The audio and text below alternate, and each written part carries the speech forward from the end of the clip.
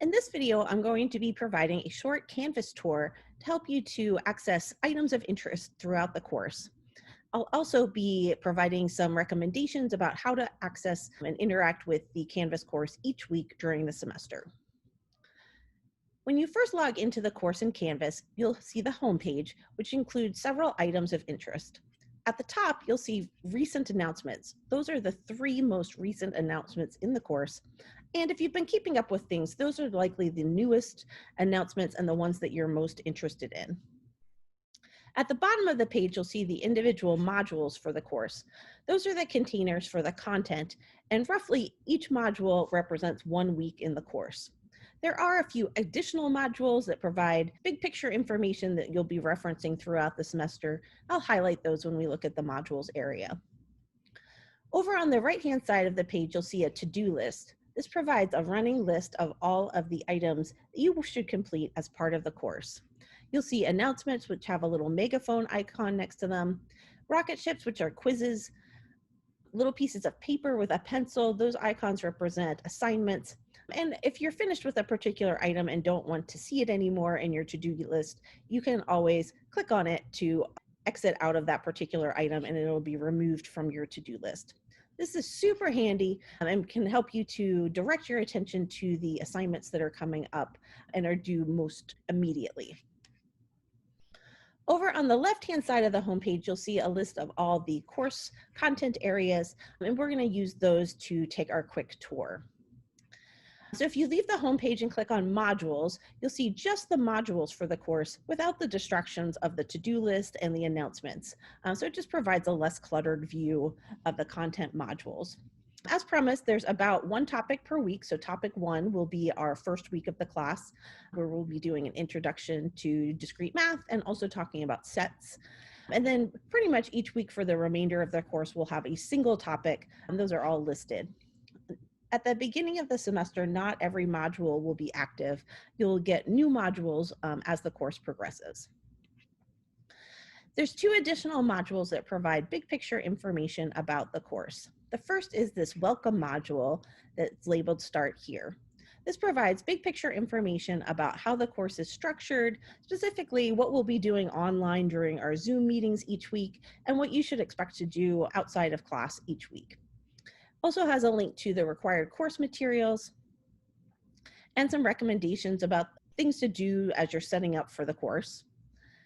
There's also recommendations about the workflow for the week, so kind of the expectations for how much time you'll be putting into various activities, how you might want to break that up within your week. And that's just recommendations. You can do your own thing.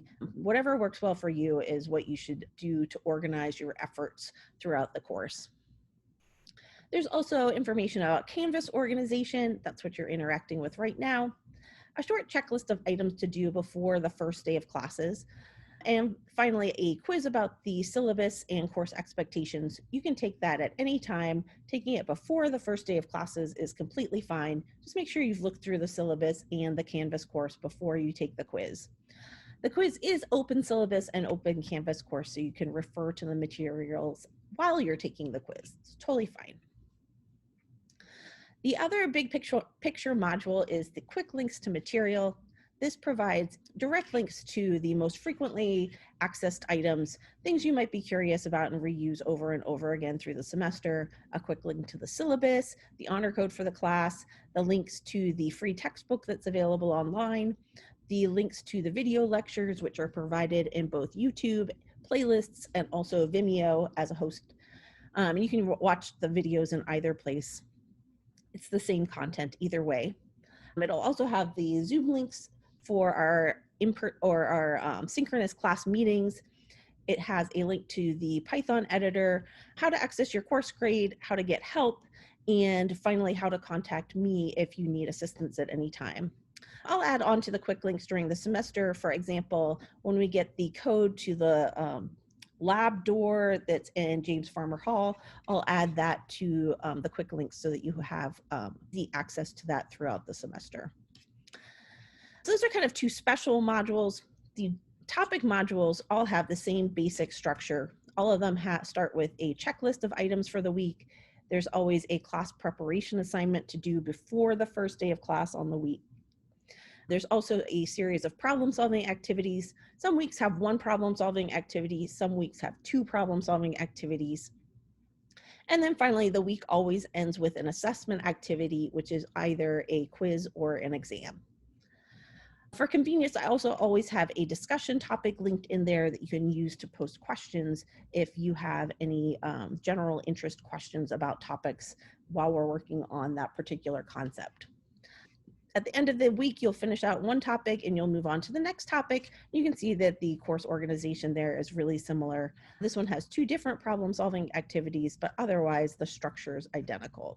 So you can expect that same format each week of the semester. Again, the modules is the most easy and simple way to access the content for a particular week. It always has a checklist for the current week with links to all of the individual assignments. Below the modules, you'll see the announcements. That's a great thing to access if you want to go back and look at an older announcement. Remember, the homepage shows the most recent 3 announcements, but sometimes you might want to go back and reference something from a few weeks ago, and then the announcements tab will be helpful for that. Whenever there's new announcements, Canvas will highlight them with a little blue dot next to them that indicates that that particular announcement has not been read yet. That helps you to find the newest things. The next link is for the syllabus, and it contains a lot more information than just the syllabus. It does have a copy of the syllabus on there, so you can click the syllabus links and that will download a copy of the syllabus so you can read through that at any time. It also has a quick link to the honor code information for the course and a link to the quick links to materials. So if you're looking for anything, coming to the syllabus page isn't a bad idea. It'll give you links to lots of relevant information about the course. Below that top area with the syllabus, there is a summary of all of the assignments that are due for the semester. So it will show you a running list of everything that's been assigned so far. It also gives you an interactive calendar. You can click on that and click on a specific date. So for example, if you want to know what things are due before Friday, the first week of classes, you can click on the date and it'll show you that particular day highlighted, and then you can just look above that to see the other items for that week. Finally, over here on the right side, it shows the assignment weighting so that you can remember how the grading scale applies to this particular course. So you can see things like exams are worth more points than quizzes if you want to kind of zero your energies on things that are worth the most number of points. Below the assignments link or below the syllabus links, there's a link for assignments. That provides a list of all of the assignments in the course. You can sort them either by type, which might be handy if you wanted to see like what are all the reading assignments for this particular course. They're all grouped there under the class prep, lectures and reading. Or if you wanted to know what are the quizzes that are active right now, you could see them within the assignments link. You can also sort the assignments by date, and that'll show you which ones are due most immediately. I think it's easier to access the information through the modules, but again, the assignments might be handy every once in a while during the semester. Same's true with the quizzes. The individual quizzes that you need to complete each week are in the module for the week. But if you ever want to access just all of the quizzes kind of collectively, you can go to the quizzes link. If you ever have questions about the class and you think they're kind of general interest, it's not something like I'm getting a syntax error on my Python lab. If it's more general about how to solve a particular problem in the problem sets or something about the reading or the lecture videos, you can post it in the discussions. There's one discussion for each week of the course.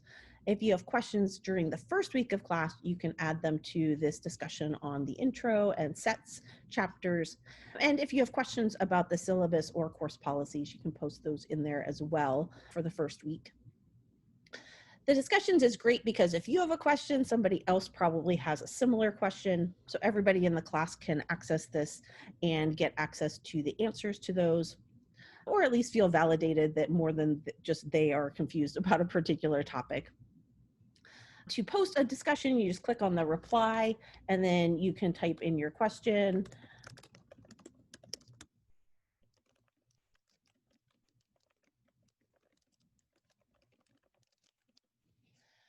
And then you just post your reply to add it into the discussion chain. And anyone's welcome to answer the questions that are posted. I'll certainly stop by several times during the week to post answers to discussion questions, but anybody's welcome to contribute something. And so if you have a question and it's maybe over the weekend or maybe early morning hours and you think that I might not be up looking at my email at that particular moment, you might have better luck posting something to the discussions because one of your classmates may be on a similar schedule and might know the answer and they'd be able to provide that for you there. So discussions is a great way to ask a question, again, especially if it's something general interest that you think more than just you might be wondering about. The last area of interest is the grades area. This is grades for a fictional test student, and it'll look similar to this on your side. So generally it sorts it by due date, but you can also change it so that it sorts by module or by assignment group. And it'll show you what the assignment was and give you a link to it. It also shows what your graded score was and how many points it was worth. And it shows you information about how to get feedback. That's the little speech bubbles over here will provide you with any feedback that was provided by me. So it's always good to check that to see kind of like what your progress is in the course. And of course, you can scroll to the very bottom. That'll give you an overview of your overall course grade, kind of where you stand right now in the course. And so it's good to check that at least once a week. Example Canvas course also has this people tab. I'm not 100% sure whether you have that as a student or not. It shows you a list of all the students who are enrolled in the course. I'm not going to click on that now to protect everybody's privacy. Those provide the kind of big picture overview of what's in the Canvas course and where to access specific information. So if you're a student looking to get the most out of this particular course experience, my recommendations for each week are to log into the Canvas course at least once per week. Probably you'll end up logging in at least twice a week, kind of once early in the week to get the upcoming assignments, and then once later on in the week to submit assignments. When you log in, read any announcements. I'll try to put at least one announcement per week. It will be something that summarizes kind of where we've just been in terms of course content and also previews what will be coming up in the coming week in terms of content. I'll put reminders in there about any due dates so that everybody has access to those. And again, I'll try to limit those to once per week once we get rolling in the course so that you don't get overloaded with Canvas announcements. For the first week, ask for your patience because there is a lot of information to get out. So there'll probably be multiple announcements during the first week of class. But I promise it'll slow down after that. After you've read through the announcements, I would use the to-do list just to give myself kind of an overview of what's coming up this week, maybe add those items to my day planner so that I know what day I'm supposed to submit assignments by. And then next I would move on to the modules area. You can go to the module specifically for that week. So if you're in week 1, you would go to the topic 1 module. I would start out by looking at the overview for the week. That always provides you with a short paragraph about the topic of the week. It will tell you the learning goals for that module. That's a great list of goals that you should be able to achieve at the end of the module. So these are kind of big picture content area questions, things that might be on a future exam or quiz. And then finally, under that, it provides a checklist for the week, shows you what's due each day, what to expect during class time, and what items you need to complete outside of class. So all of that's at the beginning of the module. You can click the next button at the bottom of the page, or I always just go back to the modules so that I can kind of specifically select the next content area that I want to view. After you look at the overview for the week, then the first assignment that you want to pay attention to is the class preparation assignment. This will repeat any learning goals that are achieved during that particular assignment, and then it'll tell you exactly what you need to complete. In general, the class preparation assignment involves watching lecture videos and reading a chapter in the textbook while completing some provided fill-in-the-blank notes. If you like fill-in-the-blank notes, great. You can use the ones that are provided on the Canvas page. If for some reason you don't like the fill-in-the-blank notes and you prefer your own version of notes, that's completely fine too. You can complete those instead. So this particular week, the first week of class, we have 2 different chapters to pay attention to. That's because chapter 1 is really, really short. It's like less than 5 pages. So mostly we'll be focusing on the set topic, but we'll also be reviewing the information in the introductory chapter. So it tells us that we're going to be completing these fill in the blank notes. You can download a copy of them. You can download them as a PDF or a Word document. It'll have individual questions or things to fill in. So sometimes it has fill in the blanks. Sometimes it asks you a question and gives you a little space where you can fill in your response. So complete those. And you do that by reading the provided chapter in the textbook and also watching the videos that are linked there. After you complete all of the items in the class preparation assignment, then you're ready to turn in your deliverables. The deliverables for each of the class preparation assignments are identical. For each of the topics that you cover, you're going to answer 3 prompts. The first one is to explain one critical idea from the video lectures or the reading in your own words. The second is to identify 2 questions that you would put on an exam or a quiz to test somebody's understanding of that topic. And try to rate things that would get at a student's deeper understanding rather than just having surface level knowledge or definitions. Whatever you come up with will be absolutely fine. And finally, the third prompt is to identify any lingering questions that you have about the topic. If you don't happen to have any questions, then you can just write no questions as a response to that prompt. You can turn those in on Canvas. When you're ready to submit, click the Submit Assignment. And then you'll be able to either choose a file to upload, if you prefer to upload your responses as a Word document or a PDF, or you can just type in your responses as a comment.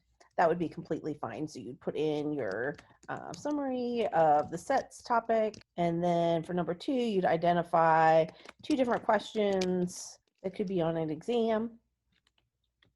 And then finally, if you have any questions about that particular topic, list them as the response to the third prompt. That will allow me to prepare a lecture about those specific questions, and we'll cover that at the beginning of class on either Tuesday or Thursday during the week. So list any questions you have there. If you don't happen to have any additional questions on the topic, you can always respond with no questions and then click Submit Assignment. And these get evaluated for completion. This is the first item you want to pay attention to each week. We'll be completing the other assignments, the problem solving assignments and the Python assignments during class. So you don't necessarily need to worry about those as much in each module. It'll provide you with a copy of those, but you don't necessarily need to do anything with them before class. And then at the end of the week, you'll take your evaluation, either your quiz or your exam, depending on the week in the course. If you have questions about how to interact with the Canvas course, how to make the most of the content that's provided there, please don't hesitate to email at any time. I'd be happy to answer some questions.